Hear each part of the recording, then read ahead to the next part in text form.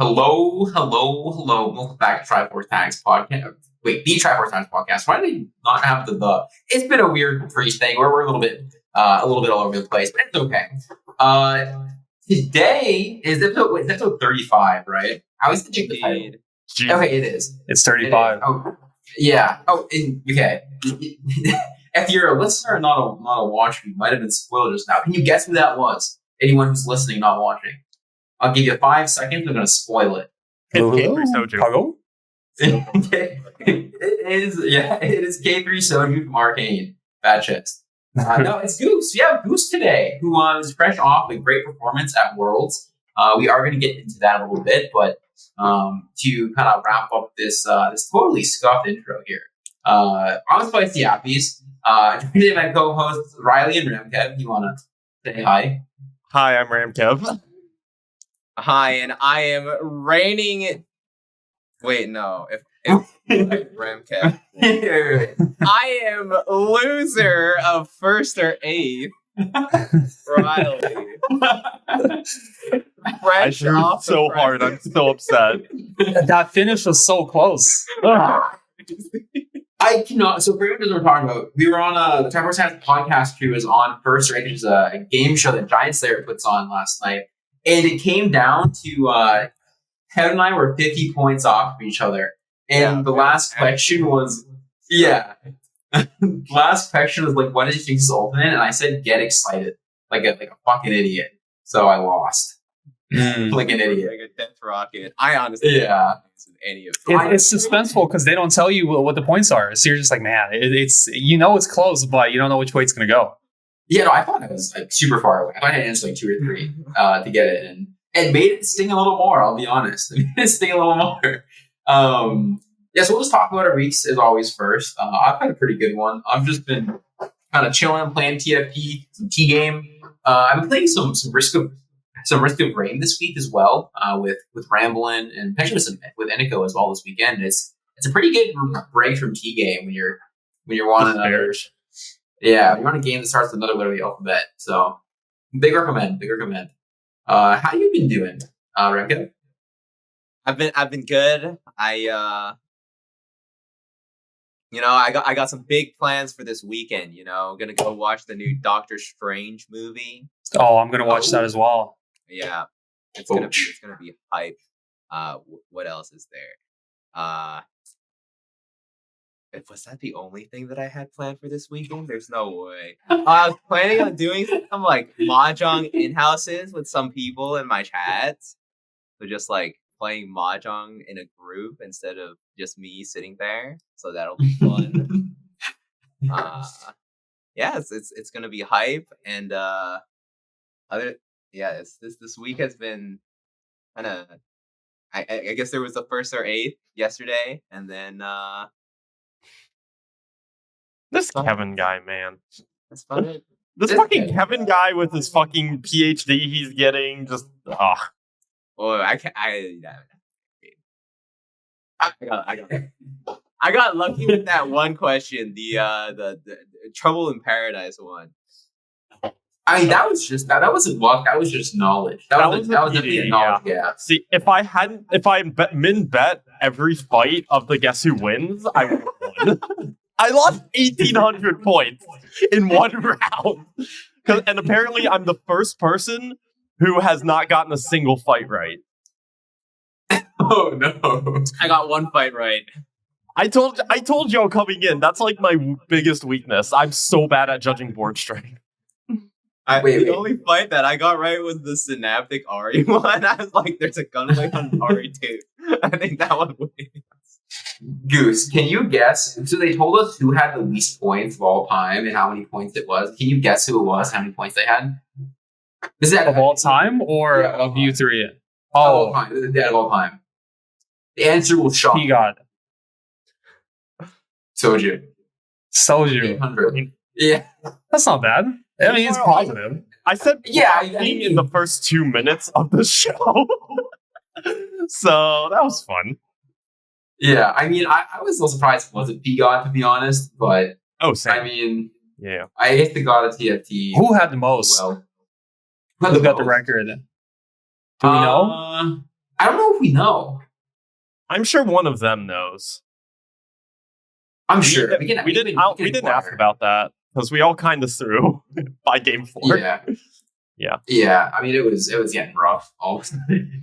Man, I really like that show they do. I feel like it's I don't know. TFT's got like this weird thing to where it's as a really strong community, and there's these really cool things coming out of it. Like this podcast is cool. That show is really cool, and it's like I don't know the fact that people put this stuff together is it's nice. Yeah, we're finally getting content. It's insane, right?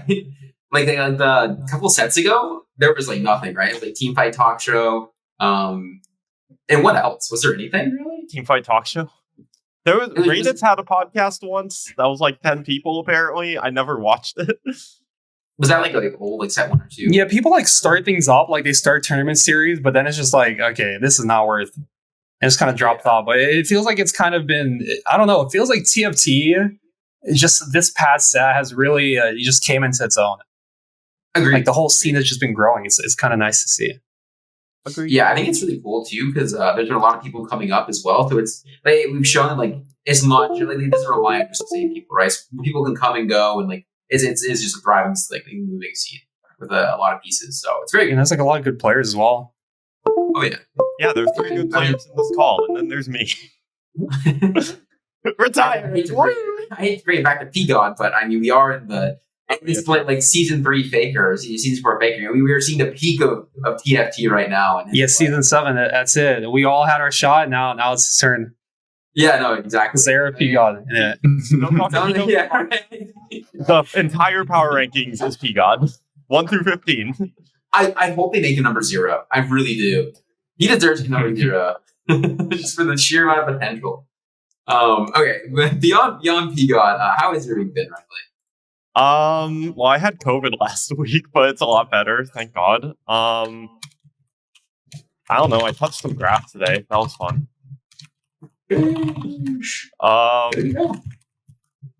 Said that.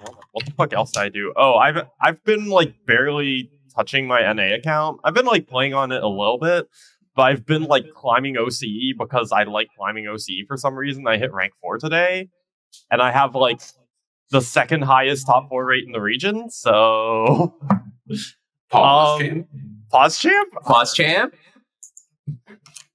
Oh god, RamKev. Wait, that was too why much. do I hear myself? Oh, that is too. Oh, that's me. Oh, you were way too loud. But yeah, I've played 180 straight games of Talon. I'm about to lose my mind. Oh man, that's. I mean, okay, once you get name dropped in the patch notes, like, you can't pivot. Straight up can never pivot now. That's very true. Yeah. I think I mentioned this before, but I'm really hoping that the day comes where they talk about Q-Cost Thresh, like he comes back, and they reference me as the reason why they nerf him. And if somehow that ever happens, I know that all the complaining and bitching about that unit. No Thresh. Please, Mortdog, if you're listening, no Thresh. Yeah, Blitzcrank, no Thresh, just Blitzcrank. Yeah, Blitz is fine. We can work at that. Yeah. What about Aatrox? Oh, Aatrox is great though. He's a poor cause. It's all right. Yeah, That's true. Kind of broken, right? And Thresh is Man, imagine set 4 without Azir though. Can you think about like Aatrox running rampant, just like taking everybody? He'd be taking everybody. It's just who you gonna sacrifice? Pick 2. How have you been, Goose? How's your week been? You've had a pretty big one. Oh, I mean, okay. So up until Worlds, I mean, it was literally just TFT. You know, you wake up at 3 a.m. You go do some TFT, you take a shower, more TFT. You're done with the TFT. It's more TFT. But after that, today was like the first day I played TFT, so it was kind of nice. Took a little break. You know, went outside, touched some grass. Grass touchers. Yeah, it just all that stuff you kind of put off. It's they kind of taking care of it again. So it's nice to be in just in a normal life again. Yeah, for sure. I mean, you deserve a little break too after how much. I mean, you were fucking grinding. I remember there was one day last week where I think you raided me like 4 times at separate points of the day because like you. Oh yeah. You play it in house, then you take a break, and you play it in house, and take a break, and you play it in house. Like you just starting us off stream. That's funny. You were on the fucking grind. It was really impressive. The hustle. So, and I mean, it paid off as well. You popped off. Before we get anything else, I wanted to say we are going to probably be a little more kind of frantic here at the beginning because there were some technical difficulties, and now we're kind of all over the place. But don't worry, we'll settle into it as we usually do. Potentially, maybe. Do we usually? I guess we usually do. What did we do last time? I don't know. Was last time the pre-world show, or was that? I haven't been here in 2 weeks. I don't know. Oh, I'll be right back. Of course. Go ahead. Oh, good. We've lost Goose. Oh no. As I said, it's gonna be a little frantic for a bit, but we'll settle in. Yeah, I think last week was pre-worlds. Yeah, we had 2. Oh, we were talking about COVID. we were talking Stimp the Mega Me. Oh my god. I've officially not really become like the ambassador to the smaller regions because like I have my OCE vacation and I've been like omega simping for Simp the Megamine on Twitter, and because of that, like all of LAS found me. So like half of LAS is following me on Twitter. I made an LAS account, so that's my set 7 vacation. But yeah. I mean, yeah, knowing him or simping, I would say simping for Root to Megamine. Rooting for Simp to Megamine isn't a good idea. All I'm saying, they made Simp the Megamine change the name. I'm so upset. I know, it was like what, Chop Megamine or something? It was just like It was just Megamine with like the tag in front of the it. casters couldn't say it on Twitch because Simp is against TOS. Yeah, we're talking about Simp to Megamine. Yeah, I was lobbying for him to just change it to Shrimp the Megamine, but whatever. It's fine. Shrimp to Megamine? Yeah, it's okay. I've also decided that instead of the Church of Cat, like the Talon equivalent of the Church of Katarina is Simps the Talon. Simps the Talon. Simps the Talon. Yes. Yeah, okay. So we have Goose back now. We have settled in a little bit more. So what we're gonna do, kind of the docket for the day, if you may. We're gonna have a Worlds a bit. There was also a 4v4 tournament which was announced, which we can reveal. Goose and I are 2 of the team leaders for that, so we're gonna talk about that a little bit.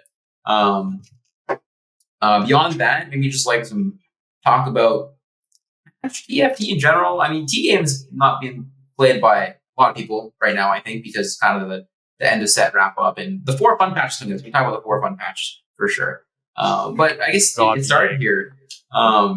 Goose, you mentioned that you did you were just like on the 12-hour a day TFT hustle. So what did that like really? What was that comprised of? It was just like a lot of in-houses, like ladder, a little bit of both. It was.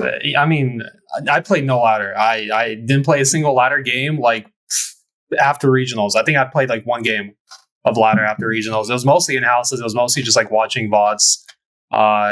We like at 5 a.m. we just started we had like in-house with all the world players, and at some point we did a mock tourney.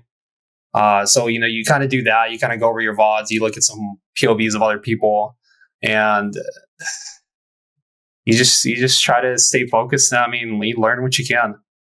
Yeah, and for sure. I mean, like I said before, it paid off. How do you feel about your run? I mean, I think a lot of people were very impressed, myself included. I really wanted you to win, but okay. So people were talking mad shit, and I kind of got determined, and I said, you know what? I enjoy the set.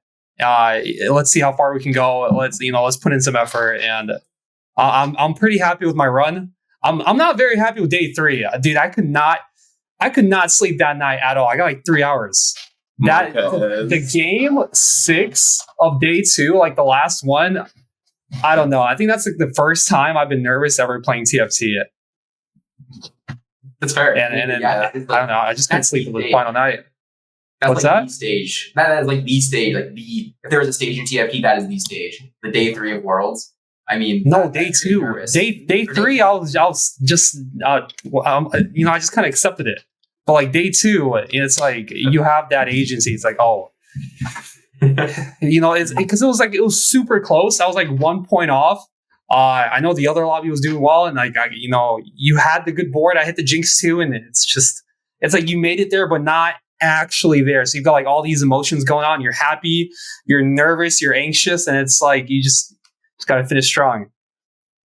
Yeah, I mean, fitting description, as people have been calling TFT Disney, or at least NA Disneyland recently, it's like a roller coaster, right? It's like it's a total roller coaster of emotions. Yeah.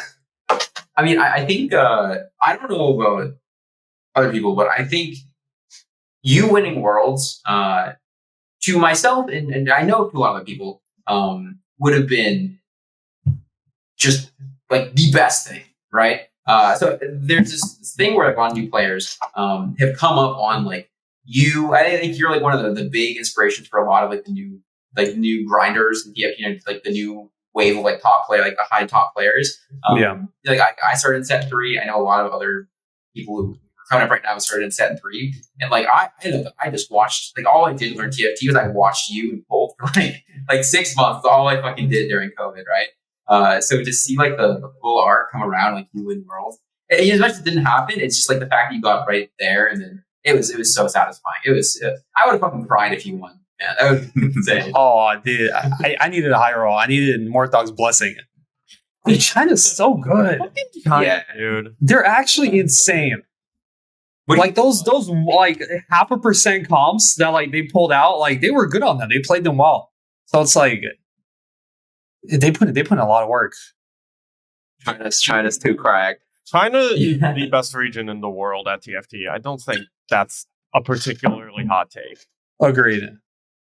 I think I don't even think it's like that close. I feel like it's China and then Korea and then NA is not like too far behind. And then like 500 LP and then EU. Maybe put France. I'd say you keep France. Like France is so good. I thought EU was really strong going into it, but after like seeing their play, I just don't think it's there. I think NA is definitely. I think NA is the second strongest region. I think it's kind of close between NA and Korea, but overall NA has more strong players. But yeah, China's definitely at the top. It's probably like China, NA, Korea, Brazil, EU. Mm-hmm. Us OCE over EU?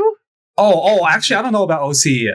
I don't really know enough about OCE to like put them on the list. They might be cracked. Top of OCE, I think actually might be better than the top of EU. Really? Holy dude. EU. That's a hot take. Honestly, let's change this 4v4 tournament. Just replace all of the NA players with OCE players.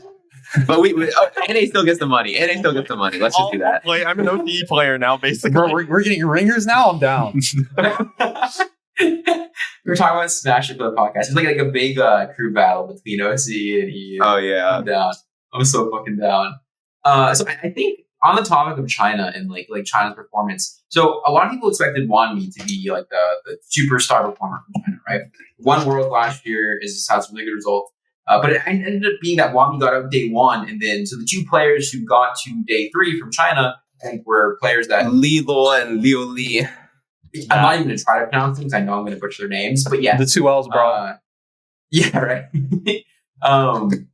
Do you think I think a lot of people didn't think that they played like a super quote unquote Chinese play style, where like they were playing like super flexibly, like pretty aggressively sometimes. What do you feel about them compared to like the idea of what people have? Okay, so I didn't really watch their final day games, but they were consistently at the top throughout the tournament. Day 3 they finished 1 and 2. Day 2 they would have finished 1 and 2, but one of the guys threw the game, so the third China player could get in, but he ended up going bot 2. But if he didn't, then there would have been 3 of them in there. He like straight up just sacked it. I don't know if people know, but yeah, they're definitely consistently strong. I don't think Huan Yu was that strong. He was Silver 1 trick. He played it pretty well, but he was pretty limited in the comp pool. Whereas the other 2 they're just cracked. They know how to play like those weird little comps. They know like the win cons for him, and they just go for it. He was playing a super risky playstyle. It's like, yeah, I can high roll you to world champ, but just the next year you come back and you do that open fort style and then you just kind of bomb. It just didn't really work out, which it's his style. It is what it is. He's really good at it. It just didn't work out this year, I feel like. Mm-hmm. I feel like that's the thing about China is that like they have a huge variety of like And the It's thing not is, really a Chinese, like the quote unquote, like we'll talk about like the open for Chinese playstyle because it's like the most visibly different from everybody. Because that everybody like Appies and I were even talking about it last week about like the common conception about China is like they're open for it, etc. But like I think the Chinese player base is so big, and that they have so many players that they're probably going to have a large spread of what people do. Yeah, there's just so many people. You have representation for everything. Yeah, and their infrastructure for TFT and like the amount that amount of money put into it, and like, the scene is so much bigger that it feels like the amount of talent coming out of China is just crazy, right? So there's more motivation wants to play it. It feels like we talked about this a little bit last week as well. But what's your take on that? Do you think like if NA had like is the gap between like China and other regions the fact that they just have like all this extra support, or do you think like if NA had that, for example, like bigger prize pools, like more incentive to play, more tournaments, etc. Do you think like we'd be as good as China? Yeah, of course. If you have like a more developed scene, you're gonna have better players. You have a larger amount of good players.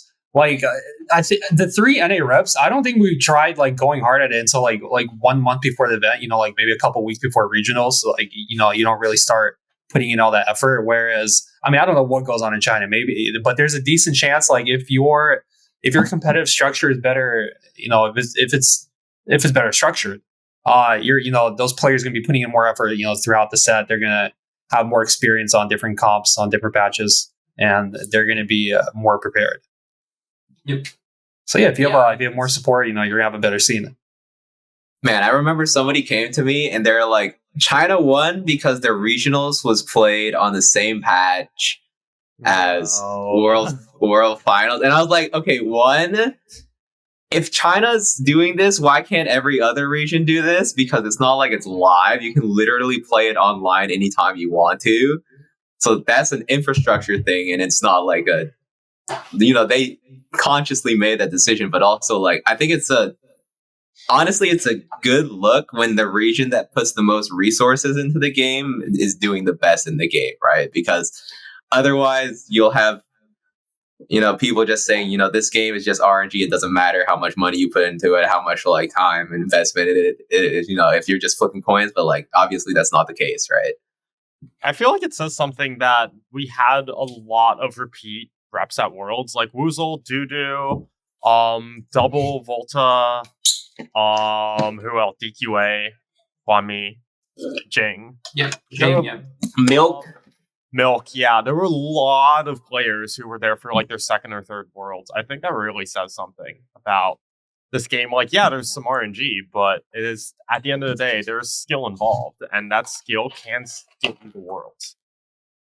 I saw this post on Reddit the other day. It wasn't even a post; it was a comment on a post on the competitive PvP subreddit, and I try not to, being into it, like streaming a lot and being like a more part of the community. You try not to take things personally or anything, or like get too mad over like stupid comments and stuff. But someone whose flare was like low, that was like Diamond 4 or something, and the competitive TFT server, right, was like yeah, I mean the skill cap of TFT is just pretty low compared to like other, I think a lot of other games, like Riot games and stuff. So like I forget what the post was, but it was like something along the lines of like TFT just like doesn't deserve left something like that because the skill cap's low, like deserve the attention, like World something doesn't.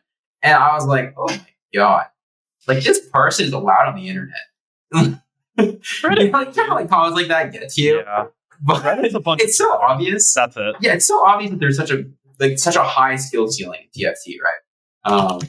This stuff like repeat performances at Worlds, like China winning when they have the best infrastructure and the most motivation to play. I don't know. I feel like TFT has proven itself over and over again as having this really high skill ceiling and like a lot of room for skill expression. That when people comment stuff like that, I'm like, oh man, that is a cringe. Dude, it's actually like the worst take. I feel like TFT is such a hard game, and I don't think anyone's even like good at it. Like we're not even remotely capped.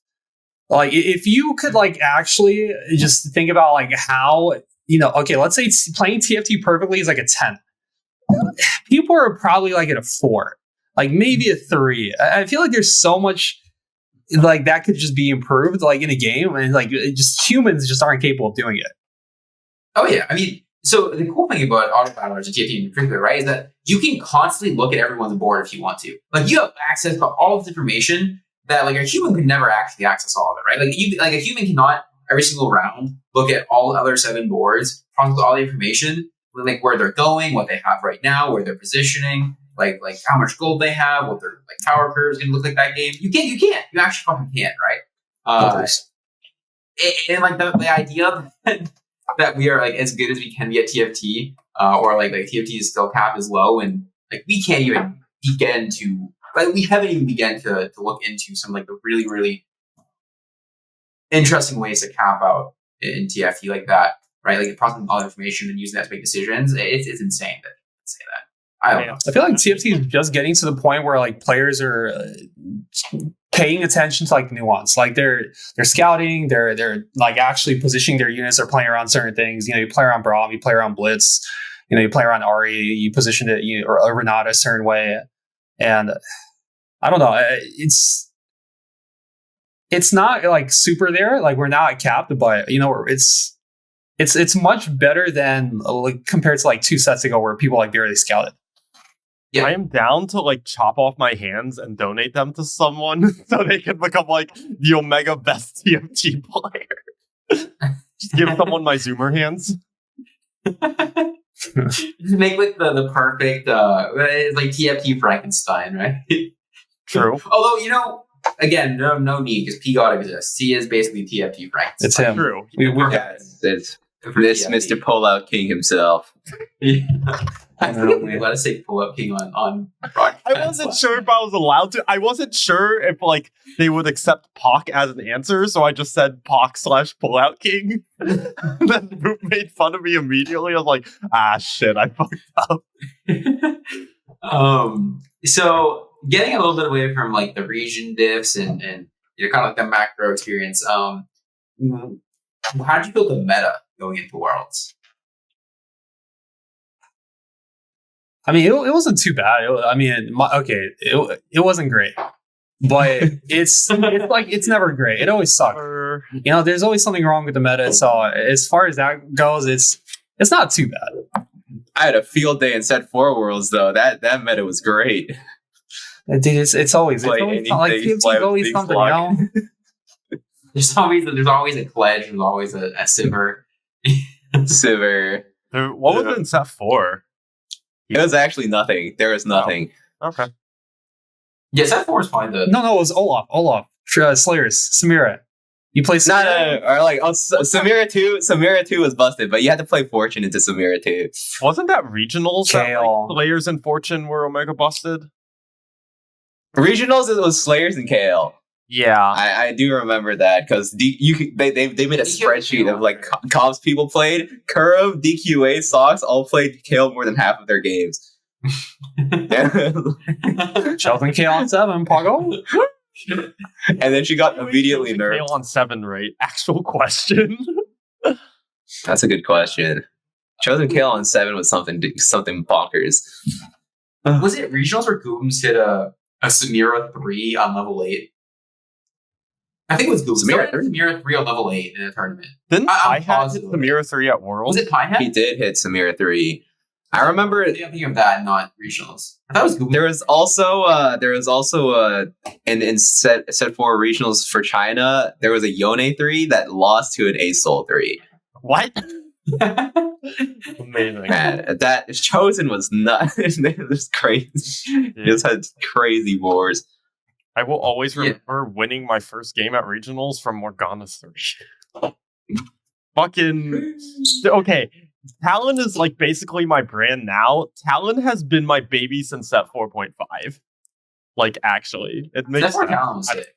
Set 4 Talon, I like that. Yeah. Set 4 Talon. I'll take Set 4 Talon over Set 4 Kha'Zix any day. I mean, Set 6 Kha'Zix. Set 6 Kha'Zix is actually lit. Like if I don't hit Talons, I just pivot Kha'Zix. Oh, I mean, Kha'Zix is cool for sure, but I like Talon way more. He's the chump checker because like if you're a fast 9 Andy like going fast 9 on a Sivir 1, Kha'Zix says fuck no you don't and just kill your Sivir and you blow with HP. She's literally just he's a chump check. It's perfect. Yeah. What do you guys think of the state of assassins? Because I feel like it's assassins are a pretty good spot. Like they're not like too OP. You know, they're playable. Yeah, Oh, I yeah. think it says something Probably that fine. like I'm really the only one in the world who one tricks Talon as hard as this. Like Talon's like probably an A- tier comp. Really, I think that's kind of high. I feel like it's. I do feel like it's a little bit high. Maybe like solid B. Yeah, I think assassins are in a decent spot though. Like it's actually I don't win that many lobbies, although that's also me as a player. But this like Talon kind of just farms seconds and fourths. Like that's what I've been doing. So You know what my theory is? My theory on assassins and why it feels good right now is because the 3 cost is utility unit, right? It's not like a Nocturne. It's not a Katarina. It's not like a carry. So you don't just like reroll Echo. The 4 cost is a carry, not utility unit. It's not a Diana, right? And there's no 5 cost Sin that you can just like try to hit him in one shot the whole board. And then the 2 cost Sin you can reroll. So somebody bring back a Kayle. Dude, we're getting a 5 cost Sin next set, or at the very least 3, maybe both. oh no, It's that time again. The times when like Sin is really bad, right? Or really bad as it's bad for the game is when there's like a 3 cost you can reroll, 1 or 2 3 costs you can reroll, or like this random 5 cost when you hit it just fucking kills your entire board. In like Katarina. Oh yeah. The fact that this one is just like our 3 costs Echo is so good because he doesn't. I mean, okay, you can put like a Striker Spout on an Echo and like that Cybercop and just auto your carry that. It feels kind of bad. I think It's totally fringe, right? the worst. I think the actual thing for Sins is if it does AOE. I feel like Talon carry doesn't feel as oppressive because if you like stick a bruiser board and you like how is Talon gonna beat? Yeah, it doesn't one shot your whole board. Like Yeah, whereas like rough time into bruisers. Like pretty much why I farm seconds is because there's always a Renata player top 2 and you can never beat them. Like if you remember when Katarina was strong, it's like, oh, I have a Gen 2, but this Katarina jumped near it. Oh fuck, it might be fucked. it's over. Yeah, I mean, I think I guess the other broken one was like LeBlanc, right? But she wasn't. It was Booba. It was That was a whole different issue. Yeah, that was a whole different game. I mean, it was LeBlanc, Nocturne. Oh, if anybody remembers the Kha'Zix reroll from set 3, the Void, the very last patch of set 3 when it was Void. Chugbug. Oh yeah, I mean Chugbug. Is good. fuck. Chugbug wasn't nearly as oppressive as that Void comp was. That Void comp was so. I feel like people don't really talk about it that much. Yeah, Dude, man, as soon as the set's over, I don't remember anything about it. Like you guys talking about Kayle set 3, I'm like, bro, what? Who? It was Posy. He just like I remember set 1 Void Sins. Void and Yeah. I mean, there's that one Void Sins with Cassidid. And it was like the Vel'Koz, Kha'Zix plus what's his name? Right? Cho board. It was the he never Wait, got. what did he do? What did the Kha'Zix do? He just hit people and they die. Yeah. Oh, wait, was that the isolate one? Yeah. But it was true damage. Same one for set 5. Yeah, same one for set 5. But yeah, but it was true damage. It was just, I mean, it was rough. Because it was, I remember people just like stack Zeke's on Kha'Zix, and then they like carry the Vel'Koz. It was some pretty crazy shit. Yeah, you can like Shaco last set, Darkstar Shaco as well, really good. Like these Sins that you can like very easily like tempo into, like these 3 costs you can tempo into, and then hit like 3-star, and then that like 3-star version of them because there are 3 costs good enough to just carry the rest of the game, right? I mean, the Shaco thing also is like you had a Kayle, so it was like you can cap out even higher. If you hit a Kayle plus Shaco, it's like, oh fuck, oh shit. Plus Shaco has like built-in healing, so it's like, oh, double fuck. Like it wasn't as bad as Darkstar Shaco though. Oh yeah, Darkstar Shaco. Dude, set 3 was wild. Assassins are like most healthy and balanced when they like actually require good positioning, and like Darkstar Shaco didn't require positioning because it was just 1v9. LeBlanc only kind of required good positioning. Remember doesn't Zed reroll also? Zed reroll. You just stick your Zed on opposite side of the carry. Great. What a cool comp. No front line, just one stealthy boy, and then some. You just kill the entire spirit units. team. Yep. Oh, yeah. Same thing with Spirit. Oh my god. But like that's just position away. Like what I really like about Talon, there's like different matchups you jump away. There's different matchups you jump, and there's like where you jump on top of the carry. You put Talon in like a different hex every single round. At least how I play it. So I don't know. Maybe I'm just the only one in the world that sees how much like micro positioning there is with that unit, but I will say actually I really like units like Kha'Zix that you don't have to position, you just jump wherever you want.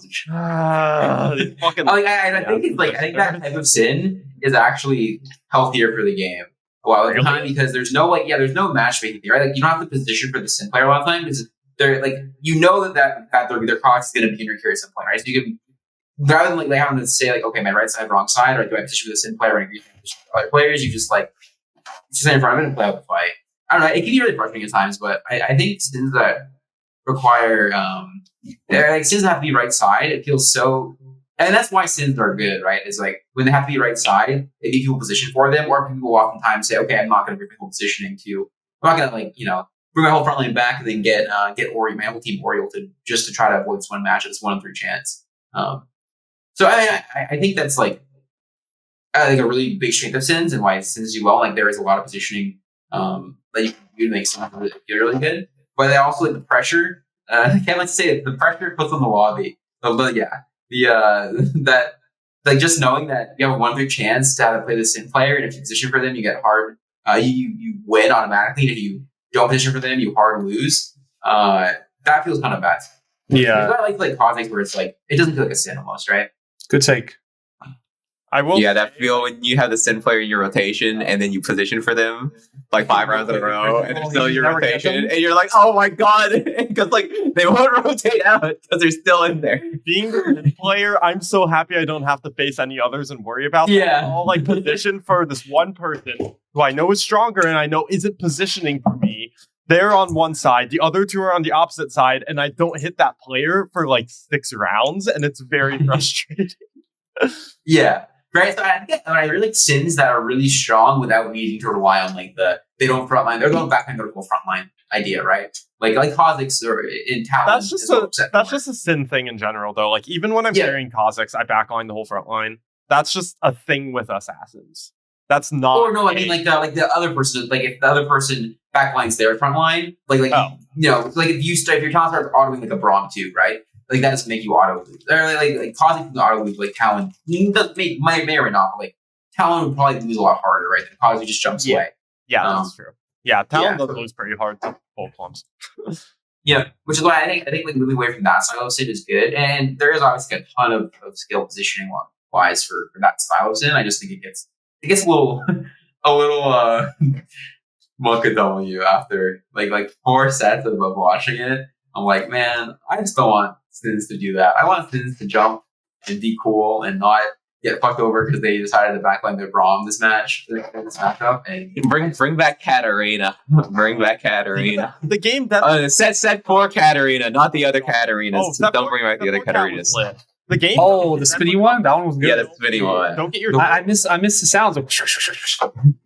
Oh my god! I'd be down for it. That was my shit. I love that champion. Set 4 sins are kind of dope. You know, you got Talon, you got Katarina. It was, even a Kayle wasn't like. The shades were the issue. That's where it was. With Zed. Fuck Zed. Did we have a toxic comp this set? I feel like we talk about all these comps. Like, okay, so like in the moment you don't like the toxic comps, right? But like when you look back, they're like the memorable ones. Like what's this set? I feel like Sivir is like not a great example. Warwick's a good one. Yeah, Warwick. Warwick? I feel like Warwick's toxic. Maybe. At least there. I don't know. During regional finals, that the QA Warwick one trick. Dog Quinn Abuser. Dog Quinn Abuser. You should have played Quindra. The more dude, Twitch is too good. Yeah, no, it's actually like the smartest and the dumbest thing at the same time. Twitch has some bangers. Yeah, I don't know. Twitch chat has good takes and bad takes. I feel like I don't want to talk about their bad takes after the last thing because they talked too much about their bad takes on first stream. Twitch chat can have some really good takes. They have For some sure. really bad takes with what emotes are good. How is Hugo? Apparently, it was a wording thing. It had to be like an emote with a TFT streamer in it. They had that in like a parentheses on the form that they had to fill out. So the form was like, this emote has to have a TFT streamer in it, but in the question, it just didn't say anything. So it just assumed. But it said TFT streamer emotes, which sounds like emotes for the TFT streamer chat, right? Yeah.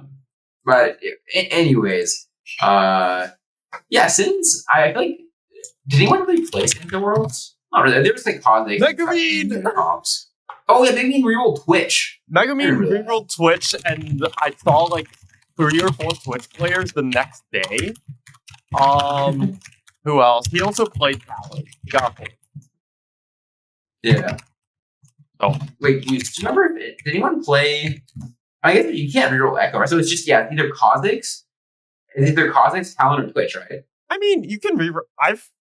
I've had to reroll Echo a few times. You can. Oh, I mean, like you can't like put a bunch of damage items on him, and then like, you can't just He's not carry that way. But no one like actively rerolled Echo. It was like Twitch and Talon, basically. Just Megamine. Yep. What was your favorite comp you played over the course of the tournament, Goose? Favorite comp? Yeah.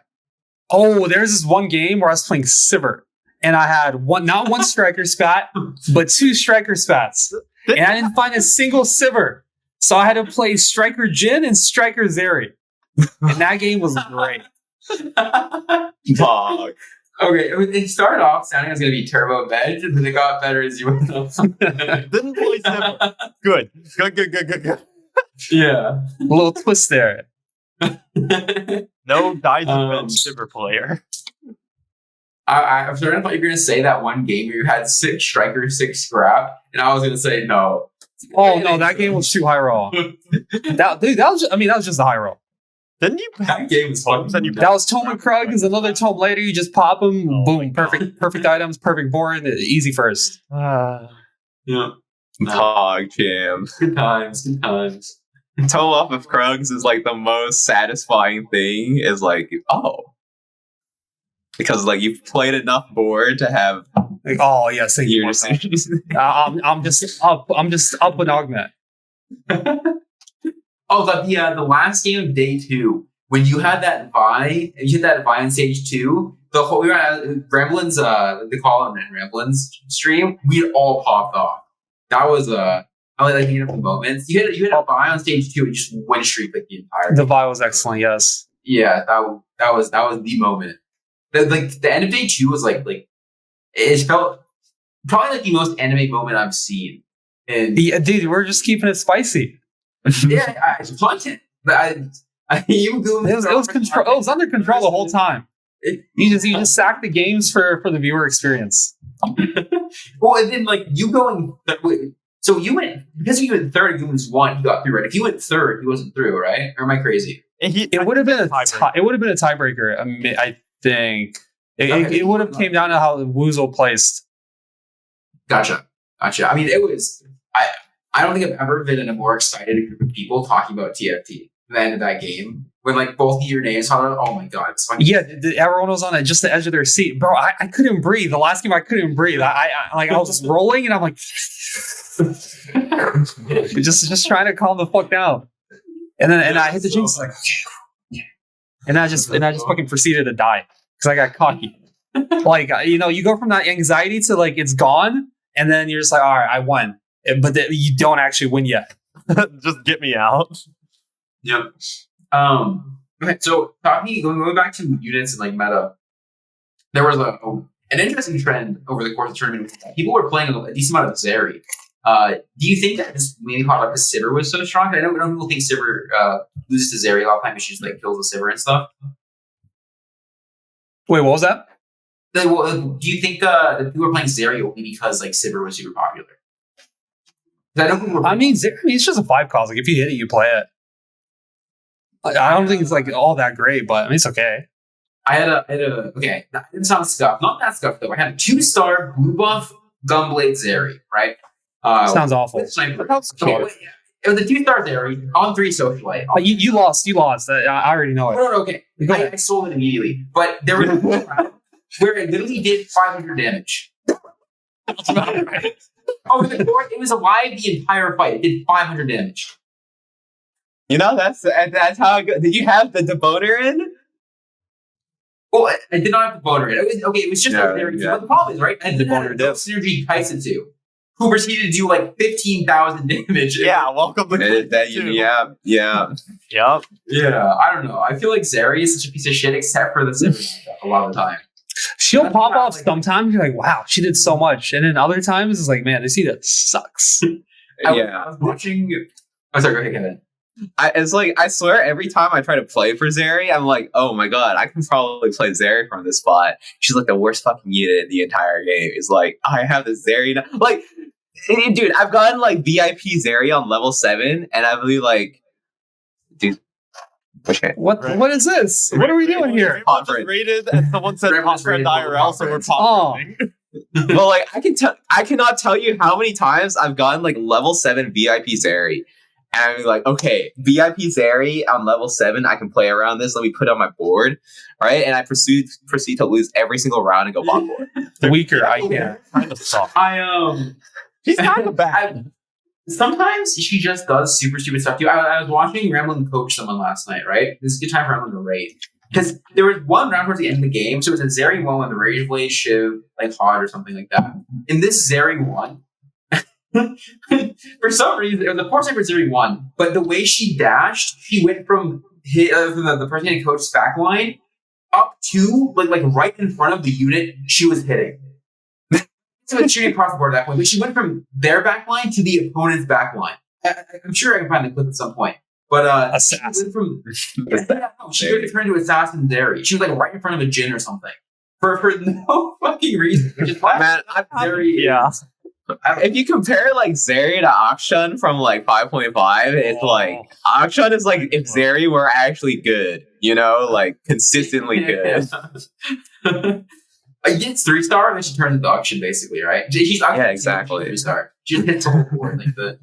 Dude, like you got auction 2, you like I can position this exactly where I want to. I can beat a Vel'Koz 3 if I wanted to. This Zeri unit is like, I don't fucking know where she's gonna go. There was one game in set 5 for the end where I was on auction 9, I was on 9 Sentinel auction 2, and I beat Fiddle 3, Vel'Koz 3, Abomination. Yeah, like Akshan can do that, and you can like consistently do that, and then Zeri like, oh, I can't even beat Renata 1 sometimes. They're like, oh my god. I swear, Talon 2 is a better carry than Zeri 1. True. I can see it. Yeah, I can see it. Poor Right? Poor Zeri. Well. Yeah. Low key, I actually think it's a good thing that units sometimes suck. that action guy where it just wipes the whole board 1v9. It is not it. Trash. I feel like, well, see, that was Akshan 2. Then you had the Trash Can 1, who just didn't do anything. True. Oh, speaking of auction 2, I was watching a bunch of clips, like a bunch of old footage, like from old tournaments and stuff, on the Giant Slayer YouTube channel the other day, and I found footage from the old Summer Duos tourney where you and I were partners, Goose. And I was watching one at the end of the like second or third week. And I remember this, and I saw the round where I had auction 2, right? You were on like this like 6 spell we before. I had auction 2, and you fucking Zephyred it. You like target Zephyred my auction. It was a duos tourney, so we were trying not to kill each other. And I died. The team.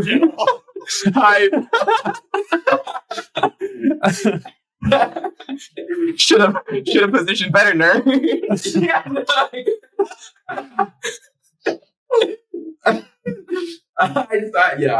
My bad, bro. I didn't. No, you're good. I mean, I'm definitely not so mad about it at all. Dude, these duo tourneys are just full of griefs. Last time we had a 4v4 tourney, Solus just griefed my spat and then just fucking went 8th with it, and I went in 77. Solus? And the worst part is, I have another 4v4 tourney with him coming up. Oh, wait, I totally forgot about it until afterwards. I already drafted him.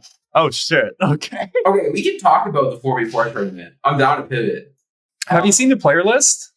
I have, yeah. Let me go over the player list. Give me a second. I can pull it up. I know one of the EU teams, and that's it. 2 seconds. Oh, is that the one that they? That's Snooty. Where is this? Yeah. I don't think they've announced it yet. They haven't really announced much. They sent a dog. I think we're allowed to announce it because we're allowed to talk about it. Yeah, so the NA teams are... So there's Team Binoculars, which is Goose's team. Do you want to list off your players, Goose? Yeah, it's Solus, RamKev, Asa, and myself. Oh. And then we have Disney Fast Pass, which is Ray, Robin, Iniko, and Setsuko. Whoa. Oh, they didn't get Ramblin'?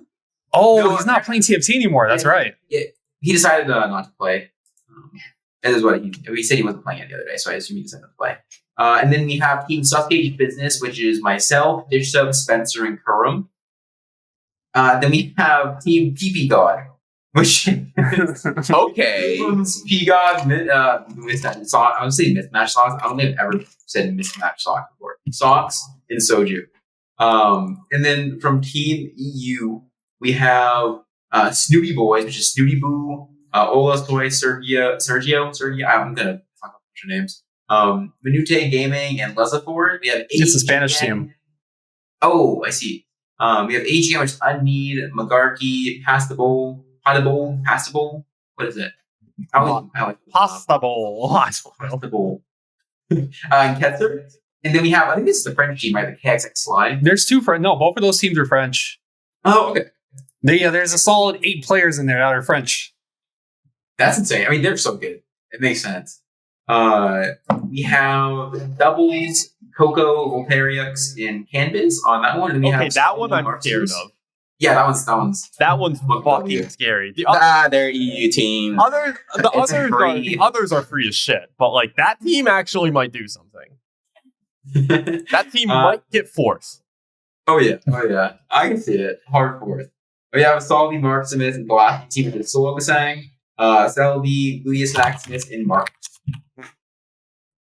I mean, it's not even close, right? I mean, oh no, NA's gonna wipe the floor with EU. Okay, NA is much better as a whole. That's undeniable fact. The thing is anyone NA trying? I feel like everyone's just like checked out. Whereas EU, I don't know what they're up to. They got something to prove, they bombed out at Worlds and they're like, this is our only chance to prove ourselves. This is their redemption. And I mean, they're more likely to try. Like, EU, they're the sweats, Please try. If I have to cast NA just shitting the bed, I will cry. Oh, there's... What? I'm casting it. I'm fine saying that. Fine. Oh, that's why we're making sound. I leave. It's fine.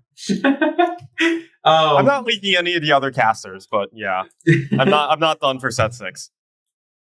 I mean, I'm down for NA to put their big boy pants on for this one, but I mean, I also need to. There was a game today where I literally I scouted so little, I just got like Kaiser 2 hooked by Blitzcrank.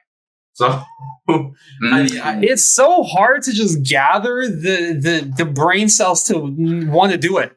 The motivation, you want to, but it's like, man, it's so much work. Each team is just sharing one brain cell. I've been so checked out of TFT, it's insane. Oh, we are fucked.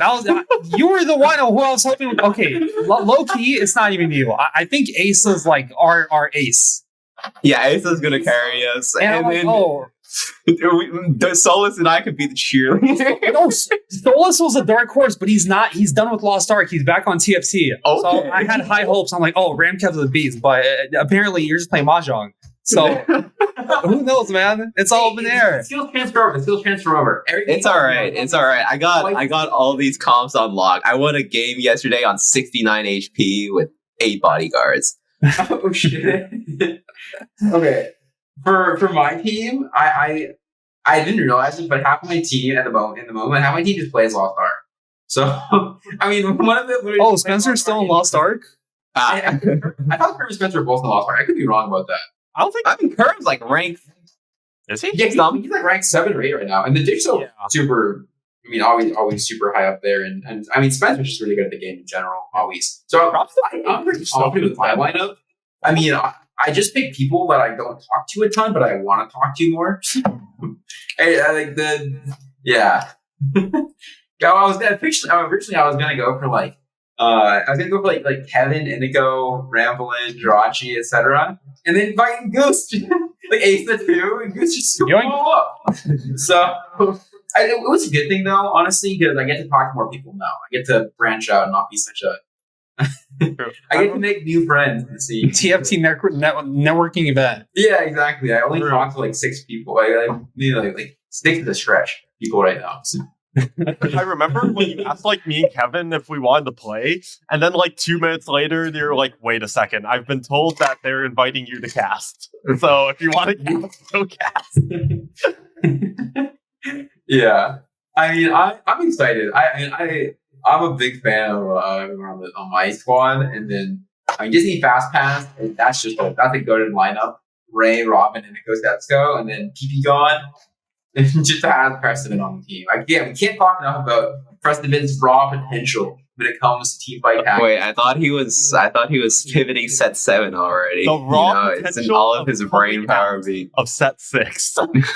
You know what it is? Yeah, so set 7 is like his, not to bring it back to anime. I don't know why I have anime in the brain, but set 7 is like where his story starts, right? Now that's like season 1. And then this 4v4 tournament is like the side story, like the non-canon side story of like how he got as good as he is at the start of season 1. You know what I mean? Where his come up starts, basically. Either that or he gets clapped and he gets revenge. Oh yeah. I'm down for the edgy P God era. Nope. The dark horse of TFT. I think it'll be fun. I mean, I'm excited. 44 tournaments are cool. The problem is, this is the problem actually, right? The last 44 tournament was really sick because it was when Spirit of Aphelios was so broken that there was like someone on Aphelios duty every game, and there's no like Aphelios duty for this 44 tournament, right? There's like, I feel like that was such a cool storyline that last tournament, as degenerate as it was. Like someone just had the whole Aphelios and no way of doing it. But now it's like, I got old Sivers, I guess, but she's no Aphelios. I guess I can buy Twitches. He's not that. He's not Aphelios. Oh, you just wait for Dark Star, and then you hold Kai'Sa's and every single Dark Star unit in the game, and then just put them on your board and play them. The best way to deny is to 2-star yourself in it. Yeah, exactly. The best way to deny Aphelios was to just 3-star Aphelios yourself. You guys know there's this image from set 4. There's this guy that was denying Mordekaisers, and he had Mordekaiser 3 on bench to deny Mordekaisers. What kind of reason? Like, that's some commitment. That's some RamKev commitment right there. RamKev on bench to deny Cattery. I've made Cat 3 before while denying Cat, and I just put it on my board. I was like, there you go. Oh my god, I have a 3. I love that arc of this set. Or in the set thing, when Kevin was just the hold cat, like every single game just hold cats. 1-1 hold cats. Yeah, that was the best. Like trying to convince the mob that like if they hold 2 cats, they will just not go 8. And then... there's some lobbies where it worked, but I lost faith. I lost faith in NA. I was like, this isn't happening. These people are all bots. They probably have chat turned off or something. Yeah, the good old days. But no, I mean, it'll be fun. I mean, I think, I would say, and this is NA bias, but I would say NA is the favorite going in, but I could see where EU is just so motivated. More than likely he's going to be so motivated. I think EU has a better chance to win, low key. I think NA's average placement is better, but I think the EU has the best chance to go first. Wait, is it just? I guess it is just who goes first, right? Not like, oh, because it's not. Yeah, okay. I was thinking like whoever has that wouldn't make sense, would it? I mean, I feel like I'd take that as if we outplaced, if we have a higher average placement. Wait, I have to just say we won. Wait, how does this work? Let's say like three NAs win, and then so day one. Okay, I don't know the structure at all. Let's say three NAs win and one EU wins. Is it going to be NA versus NA in one lobby? I think what it is that it's like the highest placing NA team, I guess, and then the highest placing EU team go to the final. Oh, that would make sense. Oh, I think it's something like that. I'm not. That would make a lot of sense, actually. Yeah, I haven't read the rules yet. Oh, so we're not even competing against EU. We're just competing against NA, technically. Oh, I don't know exactly. It's going to be cool regardless. I mean, interesting. We got it. We fucking got it. Yeah, it tells you how much TFT players read these rules. I've never seen a TFT player read in my life. Reading is actually too hard. I think I don't know what half the spells do. Like the extra little effects. But I didn't know that Cogni's mana reaved until like halfway through 6.5. Like, wait, really? In Invasion Cup, I realized he mana reaved. Yeah, I thought he got resets. Did you guys know Janna? She heals every unit on the board. I didn't know that for a month.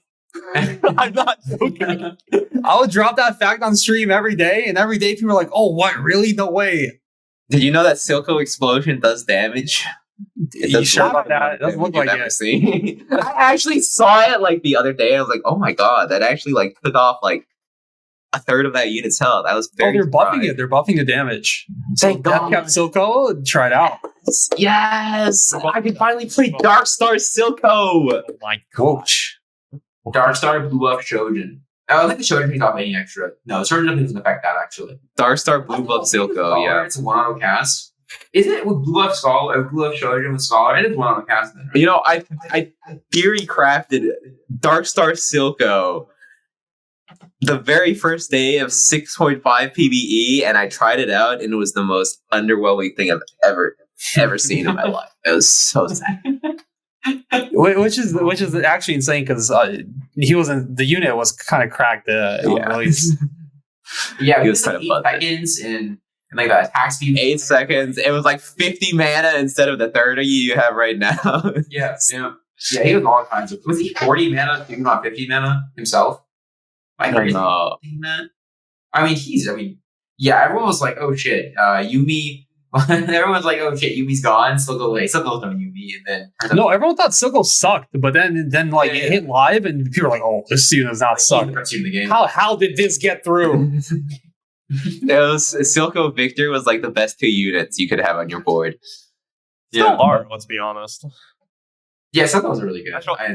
Actually, no. Someone Kaisa. Kaisa, then Silco, and then Victor. Something like that. Nah, I think Vagar is currently the best unit. That is incorrect. Wait, RamKev, dude, you can't leak the strats, man. Shh. Oh no, of course I didn't leak anything. I'm just talking about the stats. Vagar is the highest win rate, highest average placement unit in the game. Oh, these are facts. These are facts. I realized that it's actually always correct to sell your Corki. If you have to do on bigger items, it's always you have like a blue buff or whatever on Corki. It's actually always correct to sell Corki 3 and move the item to Vagar. And it for like you don't play things up one turn, you play Corki 1 again. I found that out last time I played Yordles because holy shit, the Vagar blows up a team and Corki does nothing. Oh, Corki damage. I was arguing with somebody, but like there's a chance that you don't get the Corki. I told somebody because like I had 0 gold and they're like, "Oh yeah, sell your Corki, move items onto Vagar." I was like, "I have no gold. How am I gonna get hit Corki?" And they're like, "No, do it." I was like, "Oh, I just played 5 Yordle for a turn, and then get the Corki naturally." But yeah, if you want Corki, that's bad. If you like one life unit Corki, that's kind of fun. If you can sack 1, then that sounds pretty good. You just sack 1. Yeah, you just sack 1. I was 1 life, 0 gold, level 7. Oh yeah. And I was like, nope. Maybe not. Yeah, that's fair. So moving on to our final topic of the night. Before you have any questions or anything, the 4 fun pack was announced. You both shake. People can't. Yes. People can't. I played some PvE today. I played 3 Colossus. It was great. I had a double Redemption, double Declaw, What is and Kaisa 3. It gives you it's a 3. Babe. double 3 Colossus gives you like 1,600 health on each, right? Yeah. Oh, holy shit! I did not know that was a thing. And they buffed a bunch of units. They gave Cho'Gath more AD. They gave Silco more explosions. It's like they basically buffed everything across the board. And they nerfed Sivir, hopefully. And they nerfed Jace by 1 HP. And they I think they buffed Victor by 1 HP. And it's like more. I was reading these patch notes and Mortdog was in. I'm like, bro, more. You are stressing these OCD people out because now their HP is like 999 instead of solid 1000. You level them up 1340 at 1398. Oh, That's more. You are unnecessarily stressing out these people. And he's like, yes, I know. I can just imagine cackling like, yes. Deactivates the like 8th monitor, like to just trigger the entire player base. Yeah, that's great. But yeah, it's a cool patch. You get eggs. You get egg every turn. Egg. Everyone gets like the same size egg, and you can hatch in like 3 turns and just give you a tome, or it can hatch in like 28 turns a dragon and give you just radiant items removers, reforgers. It's pretty good. Yep. And you can still get the golden egg augments. You can potentially have 2 eggs on your board. Don't worry. Plain draconic looking at this. And then you can just hatch out none of them. Yeah, and just die. What is the range in which they can hatch? I haven't played any PvE yet. Like, I think 3 turns is the smallest, which is like it hatch like it counts PvE. So by the time it's 2-1, it hatches and it's gonna be like a tome. And 28 is the biggest. Gotcha. I think that all the options hatch like on round 1 of each stage. So like there's an option for 2-1, 1 for 3-1, 1 for 4-1, etc. That would make sense. Okay. That's probably it. I can see people dying before their egg hatches already. Yeah. Yeah. That'd be so sad. Yeah, the longest one's dragon. Their 3-1 egg hatches. Yeah. What else has changed? So that they're buffing a lot. So there's a poppy buff. They're just making like these crazy changes to a lot of champions. It's less for fun in the sense that like they're not fundamentally changing the game besides the egg thing, which kind of is like a stimmy almost. Like everyone gets at the same time. Mm-hmm. You're not getting like a watching lantern every single stage or anything, or getting. They should just make every single game like a 3 prismatic game. No. That's what I was saying. No. No. And the eggs.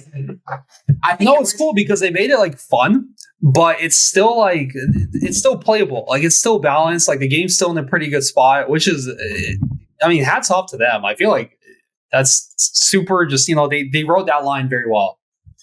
Yeah, I'm excited to play it.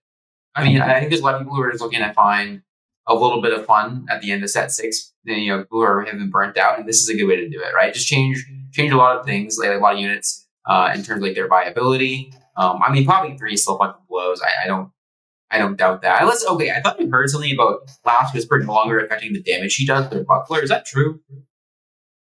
Because Last Whisper right now on live like shreds her armor, and then her ult does no damage. Yeah, it's fine. You just need a bodyguard, and it doesn't even matter. True. I've heard some crazy things. We'll see. I guess when it goes live, but. Yeah, I think compared to other 4 fun patches, what was the set 5 4 fun patch? You get like 2 radiant items. 2 radiant items and the 1 bigger stimmy. Except I don't think I ever saw one of those stimmies. It was like 100 gold stimmy or something, right? Like 50 gold stimmy. Something like that. That was available. It was 50 gold stimmy like on like activated the whole set. Did you have that the whole set, or is that I think there was a high gold stimmy in there somewhere. I don't remember what though. I don't know. The set 4 for fun was awful. I hated set 4 for fun. What was set 4? Oh, it was triple lanterns. Triple lanterns. Yeah, that was a triple lantern. Right. Wait, I feel like I didn't play any of these 4 fun patches. I feel like I just quit at the end. When it's all done. I don't remember last set. I don't remember the set before that. Well, do you remember Big Bang Galaxy? Worlds played on Big Bang Galaxy. It was like super dense, mixed with Trade Sector, mixed with that one was good. I like that one. Yeah. That would I be don't know. great if it wasn't on Worlds. Worlds is played on Big Bang. Fun. I enjoyed that. I enjoyed set. I like the galaxies. I don't know. I feel like I didn't play set 4 or 5 too much. I just feel like I didn't play them all that much, like as compared to like 6 or 3. That's fair. Also, anyone in chat that has a question, everyone's just flaming our mod No Evelyn GF right now. But No blame or anything. But how come I never see No Evelyn modding? And how come I see No Evelyn modding in a lot of TFT streams, but never in high elo lobbies?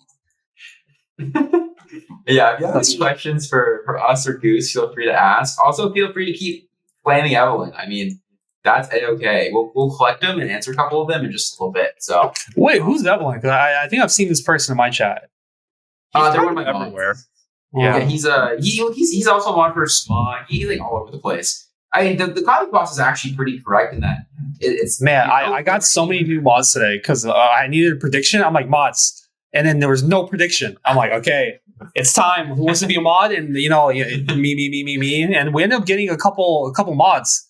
And then people, they tested them. They wanted to send Hydras. And look, if there's any aspiring Hydra chatters in chat, I'm going to let you know.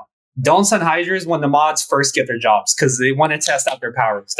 You got to wait after they've been there for like a month and they're like, you know what? I banned somebody. I don't give a fuck anymore. That's when you send it. Not when they first get hired. They'll get you. The first time I got raided by Kurum, I needed mods to delete all of the Hydras. That was popular. I modded all of the Senders. The senders. I modded all of them. I think you modded me when I was still like a Hydra sender. I modded benches. From Hydra Sender to Jirachy. It all makes sense. I've gone from one side of the Degeneracy to another. Oh, I feel like it's the same side. My chat has been pretty Hydra free, but so we had the knighting ceremony, right? And I'll like say, are you willing to hands up but not send the Hydra? And then all this VIP someone. And when I VIP'd Inigo, like the second I got VIP'd him, he just fucking sent one. Like he sent the fattest Hydra I've ever seen. That's such a ridiculous thing. It's like the only Hydra we've had in chat, in my channel's chat, in like the last 3 months. Just this fat VIP Hydra. Oh, it was great, but I've had a mod send a Hydra. Yeah. Some of these people, they slip through the cracks. Oh yeah. I think every mod has sent a Hydra in my chat before. I used to send Hydras. I have now reformed. Also, I don't think I can send Hydras anymore because if I do send the Hydra, then someone's 100% screenshotting that shit, and then I'm going to get in trouble and probably not cast. And I do not condone Hydras. I just Jirachy's getting Spencered. The hentai god. Rest in peace. Yeah, I feel like that.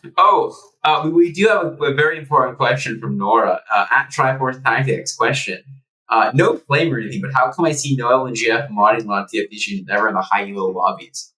Any hot takes on why we see Evelyn constantly modding but never actually in the high elo lobbies? You know what they say about mods, right? They're internet janitors. Okay, if my mods are watching, you guys are great. Yeah, I love that. You guys just look. You're bronze because the TFT is below you. Wait, being good at TFT is not a measure of character. Although I will say my mods are some of the highest ranked mods in Twitch chat, and like TFT Twitch chat in general. I have some mods that are pretty good at everyone's like 100 to 200 old, but I guess it kind of goes on time. Wait, my mods suck at TFT. They don't play masters. They just backseat and they just don't play TFT. No. Most of them don't even backseat. They're just like, okay, I don't want to play TFT. I'm just here to do nothing. That's fair. They're just there to be chatters. Chatting. Yeah. Chatting. Chatting. Yeah. I think honestly, I just started farming swords. I don't know. Oh, you know what's good for like mod retention? Like the mod emotes, the mods emo with the one with the monkey. If you change it to the one with the Giga Chad, oh, it's so good. It's like my number one tip for mod retention. Wait, I should check to see what I have in my mods. It used to be the monkey, and then I changed it to the Giga Chat, and like people were mad because they couldn't call the mods monkeys, and then the mods were like, "Oh, look, Okay, that's right. It's the monkeys. That's right." I see what you're talking about. Yeah. Mine is still a monkey. Yeah. Mine's the monkey. My mods are monkeys. All right. Because we rhymed on with it, Evelyn does have a question for you, Goose. Did you like set 5.5 Kayle? That was the one. Wait, what the fuck was 5.5 Kayle? Is the redeem one that was like this one that scaled over time and then RFC Rageblade? Oh yeah, that was great. I love that Kayle. No. It was the Deathblade one. It was the Deathblade one. It was the night Kayle. No, that champion was awful. What? It was the worst fucking design. It's a completely worthless unit in 99% of cases, and then if you have BIS, it's the most broken fucking thing. It's like the worst unit we've ever had. Like, just compared to the rest of the set. It was a terrible unit, and they buffed her so much that like she didn't even do ascend. And they just kept buffing her. She just win. It was awful. It was awful. Okay, we do have a real question. In anticipation of tonight's Don't Have to Know, if you could send a 3-person team to Worlds, who would you pick for this set? So I guess you could choose any 3 people. Well, we had 4 people, so pick 4 people. Our squad, the BIS. I think if we swapped out Milk and DQA for Ramble and Appies, it would have been fucking cracked. And like keep Goobum's Goose. Oh, I think Milk had the highest chance to win Worlds out of like all of us. Yeah, Milk was looking good. I think Ramble needs to be in there somewhere for sure, right? Oh, in the dream team. We have like 8 people we could have easily sent to Worlds. No, let's not even get started on Mr. Pullout King himself. Next set. Come on now. Honestly, here's what we should have done. We should have sent Prestivant, Soju, and somebody who could bring in the memes. Showtime? Prestivant 2. Kiyun and Box. Boom. All boom. The Box. Boom. Wait, that's actually the dream team. Boom. I'm so down. Wait. I'm down to send. Wait, never mind. That's too powerful. Think about how many views the tournament would bring in, you know? Like, think about how good it would be. Yeah, what we do is it's like 3 content creators / like TFT influencers, right? So it's really just like Soju Box +1. And then we send Peon as the big guy. Like, no, we don't expect anyone to win except for Peon, but he's Peon, so he wins. Right? Yeah, it's Pokimane, Box, Soju. And then the real contender there is maybe fuck it. Yeah, let's send XQC. Yeah, let's send XQC. Fuck it. And then Pegon is our hidden love. Dude, TFT would have so many viewers. It would have been a sick world championship. Oh, Scara too, yeah. True. Honestly, okay, bring Toast back. Bring Toast in, yeah. Okay, I feel like we should be capitalizing on. I guess that sounds weird. I feel like we should be doing more to try to involve like Box and like Toast and Scar with the competitive scene of TFT. If maybe we should like reaching out and stuff to see what they want to do. What do you think? They better sign because then there's like showcase events with like influencers. Like I guess maybe not recently, but we've had them, and they're like generally pretty good for viewership. Yeah, so I don't know. Like the big streamers, they just move on. You know, they milk the early set when it's fun, and they're just like, all right, I'm out of here. You get your clickbait YouTube videos, boom, boom, boom, and then if you play too much in ranked, you end up like not being able to do the clickbait stuff, and then you're like, oh, true. See ya. But you know who gets insane views on YouTube is Keen. He gets like 200,000 views a video for his. Oh yeah, that's like the whole point of the Twitch stream. Like you tune into his stream, it's like playing Mercs every game, and he's like, "Oh, 8th, oh well, unlucky. 8th, unlucky." Yeah, he's like that. I mean, he's farming. He's out here farming. Yeah. All right. I don't know if we have any other questions. Moon said, "Wow, TFT is stacked. How is it not one Worlds?" True. I think. Oh, what is it for Goose? Will you take the high elo players to Illuvium? Oh, dude, I've been playing this game so much. I got invited to the Illuvium open. It's not open, but to the beta. It's just like survival mode, but it's so good. It's like I mean, I don't want to shit on TFT or like devs, but like they just don't have the manpower to like the Riot doesn't, they don't invest in TFT at the level it should be, and to see a team that is investing in their all battler, it's nice. And it's Pokemon plus TFT, my like two favorite games. So I'm hoping it fucking tops off. I'm hoping it's fun. I'm hoping they nail it, and it's good. I'm down to try it. That sounds sick. Sounds all okay. You have two questions. One for Kevin is what flavor Mike's is that? It's cranberry. Not bad. And taste and alcohol is something. I have like the shittiest beer. So I'm gonna. You have a PBR? I know. Okay, I read this.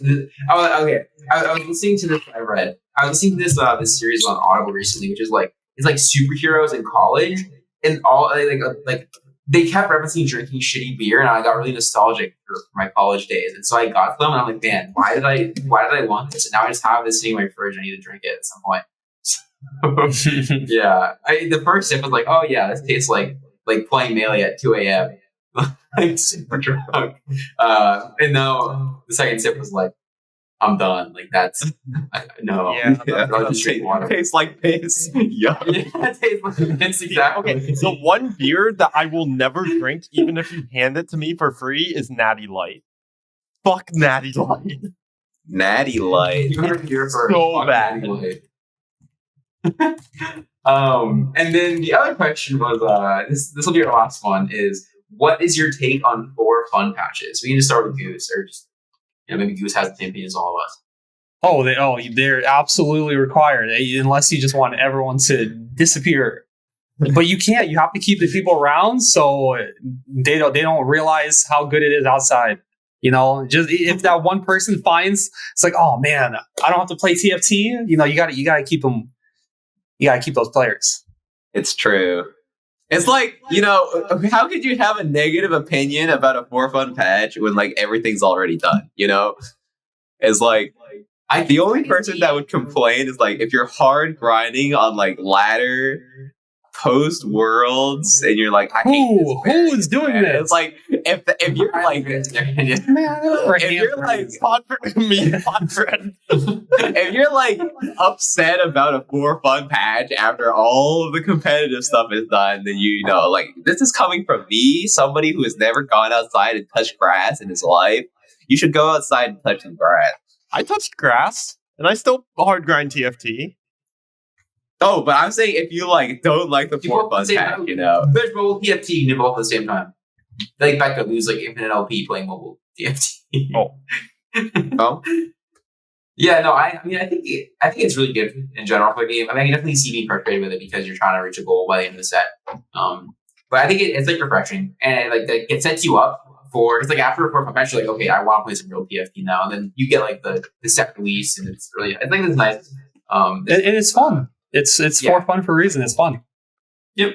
Who doesn't like eggs? It's true. Tasty. True. I love eggs. Tasty. I also enjoy What's that sound of? All I'm saying is, slurp. Was there a emote? I think there should be a slurch. Slurp? What is the one with like Pepe's tongue? He's like, out. Oh, slurch? Isn't that one with the popsicle? Is there actually a slurch? I learned. RamKev's got in his chat. Oh my! I do. Oh, the DG. I know GV8 is like a 7TV mod for. I don't remember what it's called. Maybe it's Tasty. It's the one with the girl eating popsicle. Yes. Oh no! It's Lick L. That's in Lick R. Are you talking about the one like the 2 sides with the licks? No, with the popsicle. Oh, that might be Slurp. Isn't there one where it's like Pepe and his tongue is like out there like? That's Tastige. That's Tastige. the one where it's like, Okay. I The one didn't where he realize does that. Daddy Shroom was a thing until I saw it in Appy's chat. Oh, I saw that. I saw it today. I'm like, what the fuck is that? Happy's chat exclusive right now. My mods came up with it. I wish you Daddy name Monkey's Kitties and they came up with Daddy Shroom. That is true. Yeah. For all you who don't know, Daddy Shroom is the Pepe frog, and there's a shadow on his face, and it's in the shape of a big mushroom. A big Daddy's mushroom. From context clues. But it's just a mushroom. Just a mushroom. I'm like, It's very mushroom shaped. Just the mushroom. Wait, I just saw it. This is some solid stuff. That The is TFT community, it's the best. It is. We have next the best time. emo game. It's not. It's just TFT players are so smart that they just the things they come up with are just revolutionary. I still can't Truly believe that find they let me officially create a RamKev NG emote. Yeah, I know. I use RamKev grab so much. It doesn't stand for nut grab, it stands for nice guy. Just like Daddy's Shroom is just a shroom. Yup. On that note, I think we'll wrap it up there. Wrap it up on Daddy Shroom. Oh yeah. Thank you so much for Wrap my mouth on that. talking Thank you for having me. with us. It's been an absolute pleasure. You're amazing to talk to you as always. Thank you, Riley and Kevin, for being great co-hosts. Thank you, Matteo, for being the best producer around. Okay, I was saying we need like a Giant Slayer branch in Italy that's just Matteo. He's super good at it. And thank you everyone who watched, everyone who listens. We're gonna pop friend on our way out. Yeah, it's been fun. We'll be back next week. I don't know what we'll talk about. Maybe like PvE stuff or 4v4 and about how we slapped EU once again. Sent them into the toilet. Oh, we were talking a lot of shit. This usually doesn't end well. Go back. Go back. Now all we need is a soju tweet.